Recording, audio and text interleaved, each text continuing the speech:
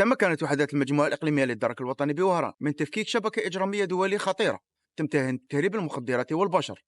العملية جاءت بناء على معلومات مؤكدة مفادها تواجد رعايا أفارقة مشبوهين بإحدى مزارع كائنة بولاية وهران. على الفور تم التنقل إلى عين المكان وتوقيف 4 أشخاص من جنسيات إفريقية مختلفة.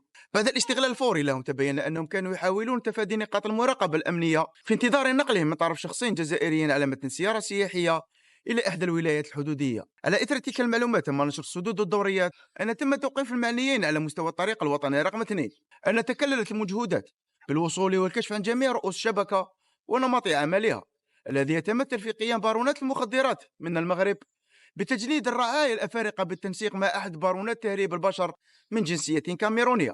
أسفرت العملية عن توقيف 12 شخص، 7 جزائريين و5 من جنسيات إفريقية مختلفة تتراوح أعمارهم ما بين 19 و 52 سنة، حد سيارتين سياحيتين، مبالغ مالية تقدر ب 29,000 دينار جزائري، 150 أورو و100 درهم مغربي، هواتف نقالة وشرائح هاتفية مغربية. بعد استيفاء كافة الإجراءات القانونية اللازمة تم تقديم المشتبه فيهم أمام الجهات القضائية المختصة